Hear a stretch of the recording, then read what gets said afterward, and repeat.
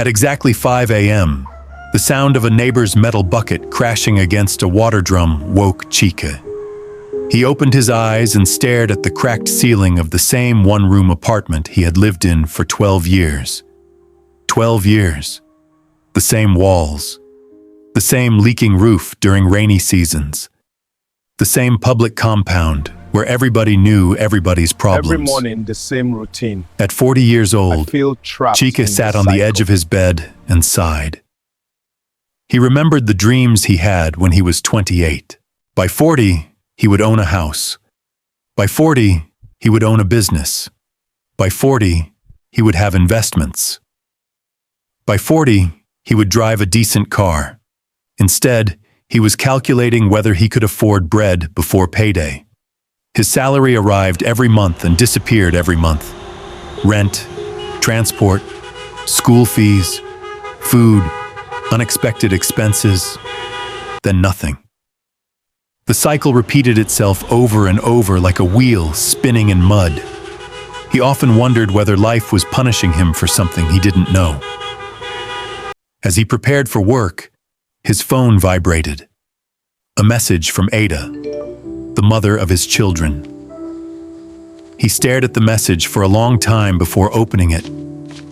"School fees are due next week. Please don't disappoint them." There was no greeting, no good morning, no affection, only responsibility. Years ago, Ada loved him. They had dreams together. She believed in him when he had nothing. She waited patiently for him to pay her bride price. 1 year became 2. 2 became 5.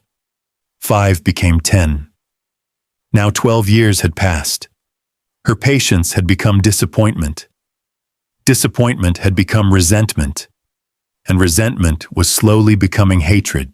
Chike could feel it every time they spoke. The worst part was that he couldn't blame her. A man who could not move forward was difficult to believe in. Yet there was one thing that kept him alive. His children. Whenever he felt like giving up, he thought about them. Their laughter, their dreams, their innocent belief that Daddy could solve every problem. That belief was both beautiful and painful.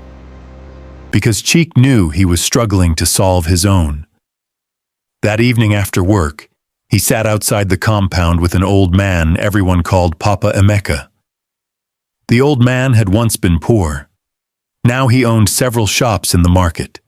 People often sought his advice. Papa Emeka looked at Chike quietly. "You are thinking again." Chike laughed bitterly. "When have I stopped thinking? What troubles you today?" "My life," Papa Emeka nodded. "Go on." "I am 40 years old." "Yes." "I have no property?" The old man listened. "No investment?" He nodded again. "I live in one room." Silence. "My children's mother is tired of waiting." Still silence. "I work every day, yet my life never changes." The old man looked at him carefully. Then he asked a question. "What exactly are you doing differently from last year?" Chike frowned. "What do you mean? What new skill did you learn?" "None." "What new source of income did you create?" "None." "What investment did you start?" "None." "What books did you read?" "None." "What business did you attempt?"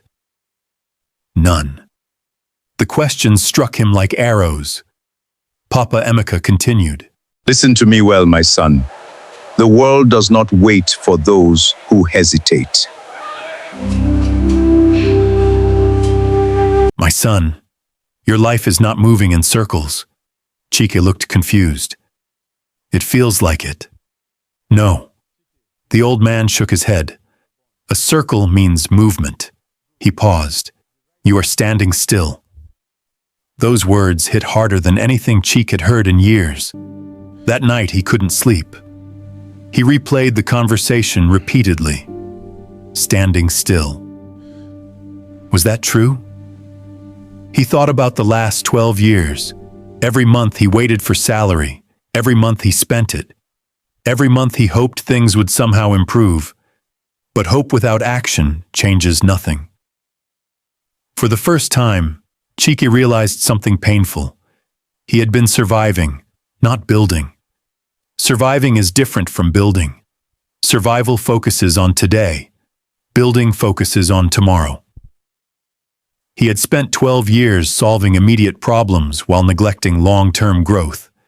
The next morning, he made a decision. Not a dramatic decision, not a miracle plan, just a decision to start. His first step was simple. He wrote down every expense, every naira, no matter how small. Within 1 month, he discovered where his money was leaking. Small daily spending was consuming a significant part of his income. The second step was learning. Every evening, instead of spending hours scrolling through social media, he spent 1 hour studying. Digital skills, sales, business management, financial literacy. The third step was creating a second source of income.